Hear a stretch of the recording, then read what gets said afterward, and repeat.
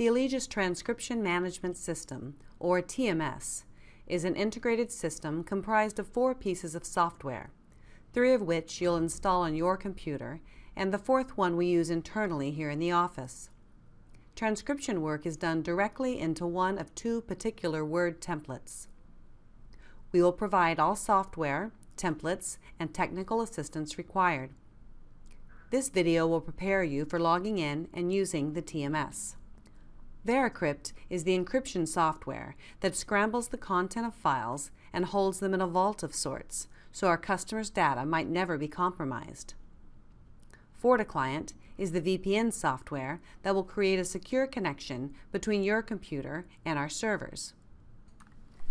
And AudioWorks is our audio file management system that you will use to select and play audio files, as well as submit completed transcripts by associating them and marking them as complete. AudioWorks is integrated with ClaimsTrack, that 4th piece of software that allows us on the back end to keep track of which files are completed by whom, when. You will find that the term TMS is often used in reference to AudioWorks particularly. Know that instructions to look in the TMS or communication that we have 200 files in the TMS is referring to the queue in AudioWorks. You will need to log in to each of these elements of the TMS each time you begin work in order to create the secure connection and work environment our customers require. Here are the login steps. First, you'll need to verify that your V drive is mounted in VeriCrypt. This is the drive that will temporarily hold your files while working on them and encrypt all of the data to protect customer information. Double-click on VeriCrypt and select the V drive. Now go to Favorites and Mount Favorite Volumes. Enter the password that you already have created or the one you will create for yourself during your system setup session. Remember, Allegis will not be able to retrieve this password. Select OK and the V drive will be mounted. To verify this, you can go to File Explorer or My Computer or wherever your file organization is listed, and if you see the V drive there, you'll know that it's mounted. If it's not, you'll need to go through the process to ensure the drive is mounted. Next, you'll log into FortiClient. This requires using a 2-part password. The first part will be your standard system password. We'll give this to you at system setup. And the second part will be a dynamic code that's emailed to you. You'll need to retrieve a new passcode from your email inbox each time you log in and enter it exactly following your static password, being careful not to add any spaces or login will fail. Once you've used the passcode, successfully or not, discard the email you received and await a new one. FortiClient passwords will need to be reset every 90 days. After initial training, we'll provide further instruction about resetting this password. Know that the password reset utility and instructions for using this utility reside within Agile Resources under Software Downloads. The last login is into AudioWorks, which again is the audio player for files as well as the queue from which you'll work. Be sure that TranV is selected here and then enter your password. Again, all your passwords will be created or provided to you during the system setup. Once you're logged in, available jobs will load into your work queue. This could take several seconds. When loaded, you will see columns of information about each job, which can be arranged with a click and a drag, like this. You can also easily see what's most relevant by sorting the columns by high to low. Just click on the header and sort your view. Look for these particular columns and arrange your view to see the things you'll need, such as the transcript due date and time. This will let you know when the file is due. Use the scroll bar at the bottom to move across to see other columns. You'll want to find the audio length column to make sure you're selecting a job that you have time to complete.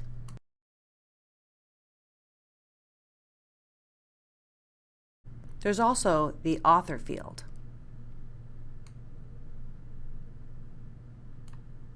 This is the customer name that tells you which template to use. And don't forget the claim number and the transcript number. And note you can easily expand a column width.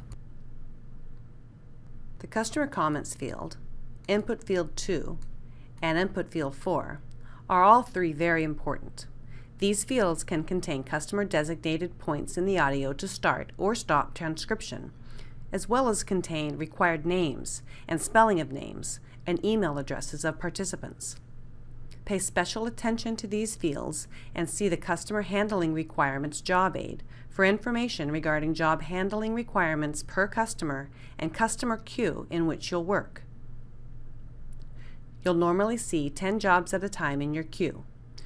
When you're looking for a job to complete, sort the queue by transcript due date. This will show you the jobs that need to be done first, which may or may not be jobs marked as priority depending on the movement of the day's queue. These dots show whether a file is critical or not. If one is, you'll see a red dot here in place of a green one. While this is important information, remember, use the transcript due date and time as your guide for selecting the next most due file. When you reopen AudioWorks, the way in which you last had your columns organized will reappear. Note here, these fields, such as the audio create date, and job number, are inconsequential pieces of information, so I've hidden them from view. The audio create date is not the interview date. To download a file for work, you highlight it and then select Job. You'll see it begin to download here, and this could take several minutes. Know that you can commence playing and start working on the job while it's downloading. The status column shows transcription for open jobs, tran active for a job you're currently working on, and tran assigned for jobs that have been assigned to you. It can also show if a job is suspended. If you need to suspend a job, hit Suspend Job. To resume work, just select the job again and hit Yes, Use Existing File. Note that all these actions can also be completed by the File drop-down menu. For timely job return and efficient file management, there are a few things to remember about selecting a job. Always take the first most due file that you're able to transcribe. Once you've selected a job, do not return it to the queue. If you need to pause, suspend a file, but it should not be returned unfinished. Suspension of a file should be used cautiously. If you neglect to suspend an incomplete job before pausing work, you risk the job timing out and being returned to the work queue for someone else to complete. However, suspensions are not indefinite, and after 18 hours, the suspension and the job will expire and be returned to the queue.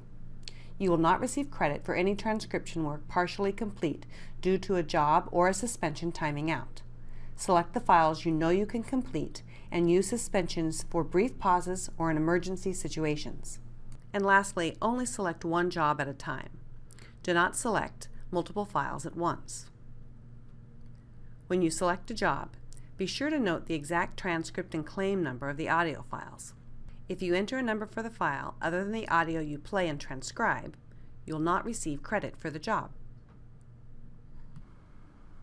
Allegis transcription work is done directly into Word templates. In addition to getting software installed, you'll receive these templates for use. One is called the Farmers Transcription Common. This is used for all farmers insurance files, including Into C001, and all FARSUB and HOR or Horace Mann files. The second template is called Transcription Common. It's used for all customers other than those listed above. During system setup, we'll make sure that you have easy shortcuts to access from your desktop.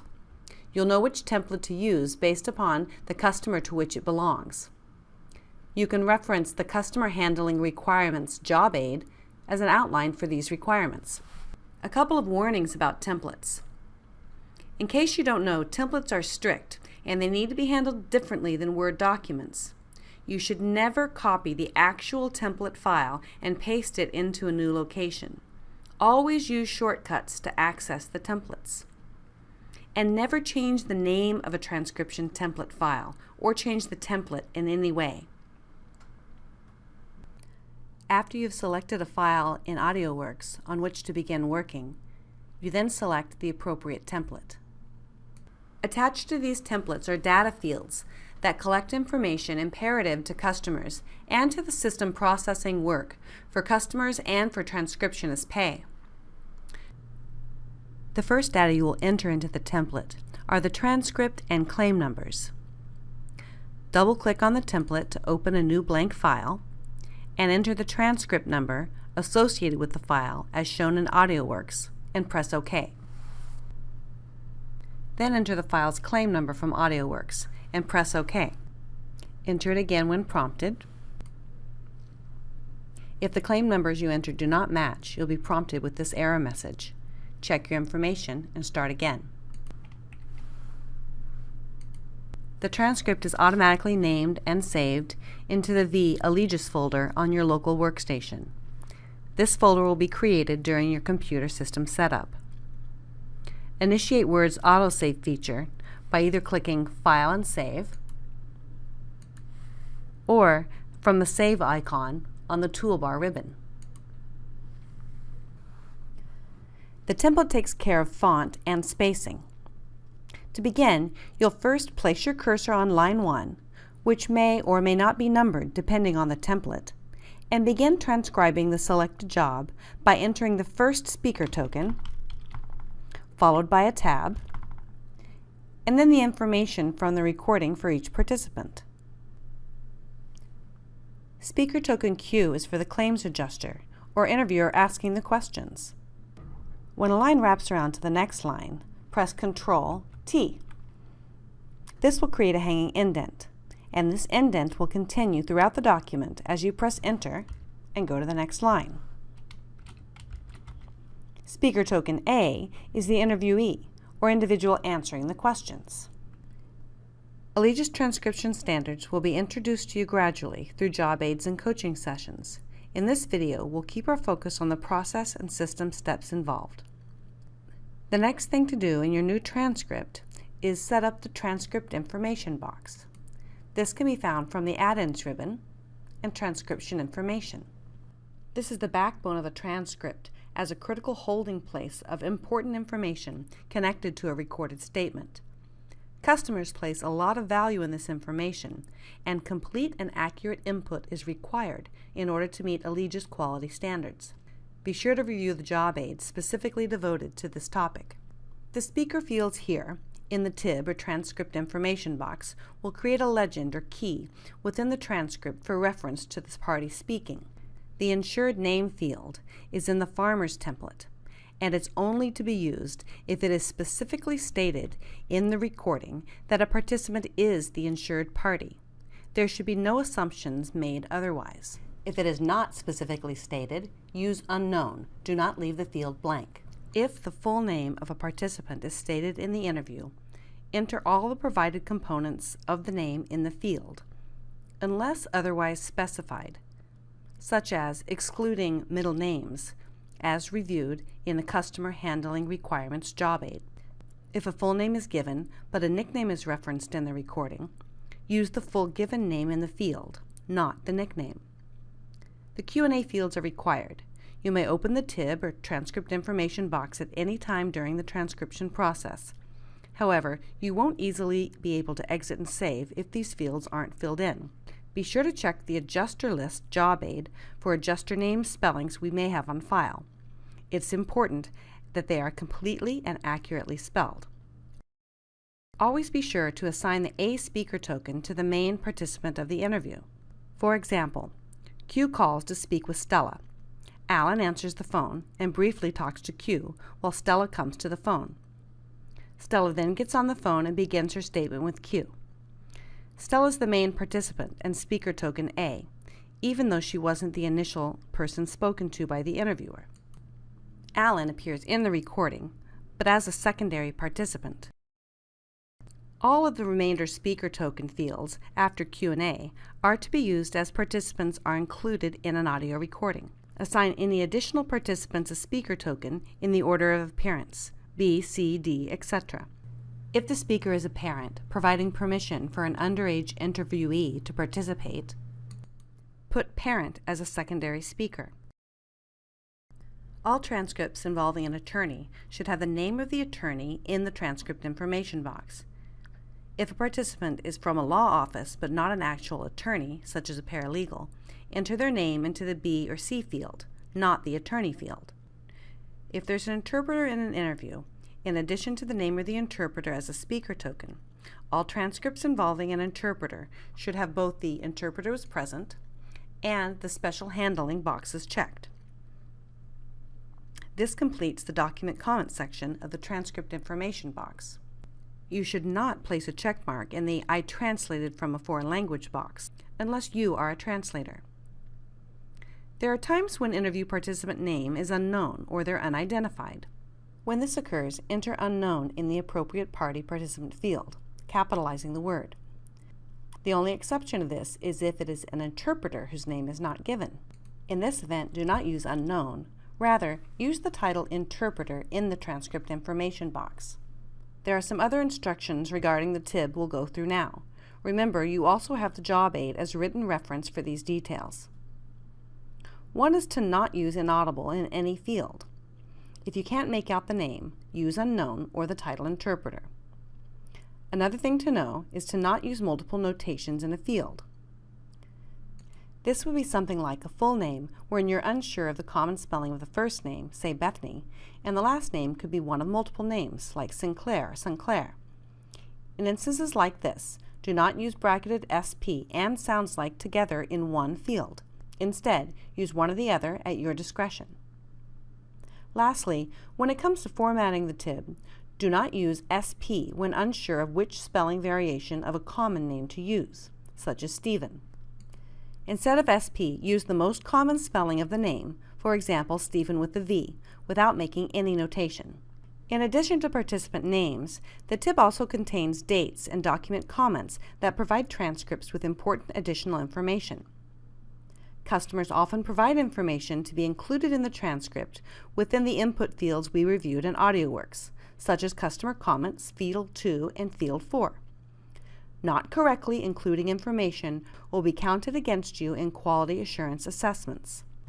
Double-check names, name spellings, email addresses, dates, all within the recorded audio, in the customer comment fields in AudioWorks, and by checking the adjuster list job aid.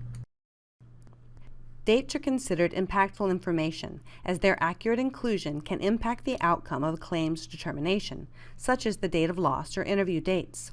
It's possible to find these dates in AudioWorks as well as within the recording. Wherever they may exist, they are to be included in the transcript information box as long as they are complete. If dates of loss or interview dates are incomplete, including the full day, month, and year, they should not be included in the transcript information box. No guesses should ever be made. For complete dates, enter the format 2-digit month, 2-digit date, and 4-digit year. Again, if you don't know the entire complete date, leave these fields blank. The document comments are notes of why a file was marked as special handling. Please place a check mark where applicable and have the special handling box checked as well.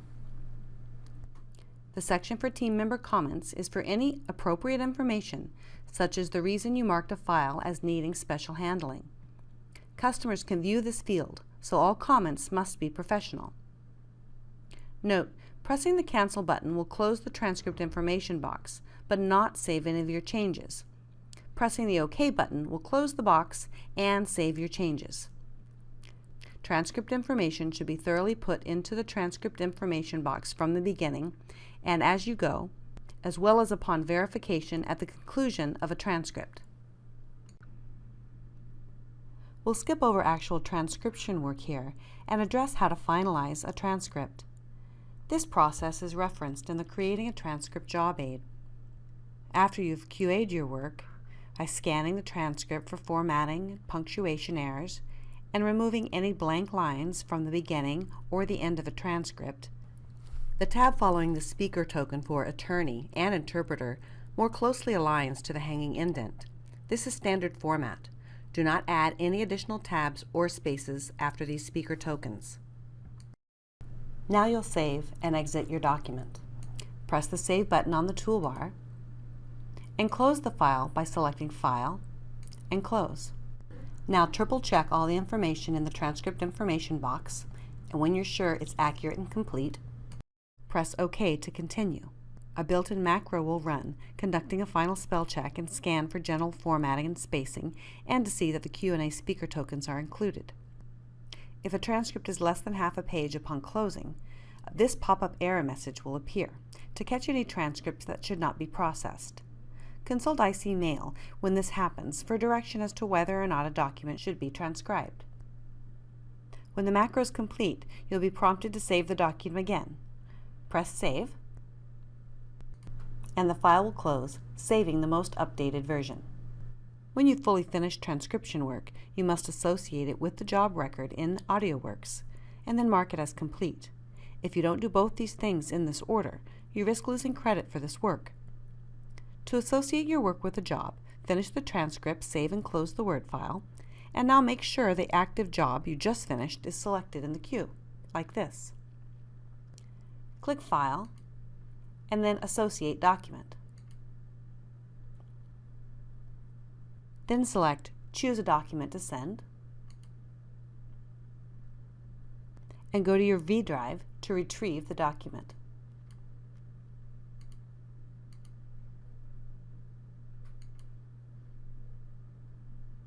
Select the file and hit Open. When you return to the Upload and Associate Document dialog box, hit Done.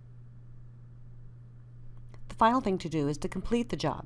This finalizes the process by marking the job as complete, and it prepares you to either select another job to work on or to log out. To complete the job, go to File and Complete. If the playhead's not at the end of the file, either because you've not listened to the end of the audio or you fast-forwarded to the end, you'll be asked to confirm that you really want to complete the job. Once you've selected Complete Job, the file will disappear from your queue.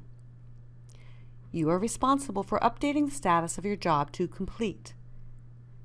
If the status is not marked as such, the job will be returned to the queue for another transcriptionist. If another person selects the job, you will not be eligible to receive payment or credit for the work you've completed. A few final notes about file accessing, naming, and purging. If you need to open an existing transcript, access it through your Allegius folder on your V drive. You cannot access a transcript from the template icon or the shortcut on your desktop. If you cannot see your V drive, it's because it is not mounted. Review the steps to mount this drive at the beginning of this video or in the Create a Transcript job aid. When within an open transcript file, be sure to never edit any information in the header or footer or in the speaker token key. If you need to change information in the key, do so by opening the transcription information box and editing there. The header and footer should never be adjusted. Similarly, file names should never be changed. When you save a file, it is automatically saved with the claim and transcript numbers. Do not make any changes to this naming convention. These names are assigned and used by ClaimsTrack and the macros that run, so it's imperative to keep them the same. The final contact you will have with a file is when purging it from your system. It's imperative to meet the contractual agreement you've made with Allegius and our customers and regularly delete completed files from your computer. It is also important to carefully manage file retention so that in the event of an error, you're able to resubmit a file. To mutually satisfy these needs, file deletion should occur on the 5th business day after completion. If you're unable to resubmit a file and someone else completes the job, they would receive credit for the work, even if you'd done it first. To delete a file, go to your V drive, right-click on the file to delete, and select Delete. Be diligent about deleting files you've completed, and note that transcripts may not be kept in any format, including CD-ROM, USB thumb drive, or hard copy printout. To ensure your system is completely purged of all customer files, on the 5th day after completion, be sure to empty your recycle bin from your desktop. Right-click on the icon and empty recycle bin. If you need information regarding a transcript you've deleted, you can contact anyone in the Allegis office for assistance.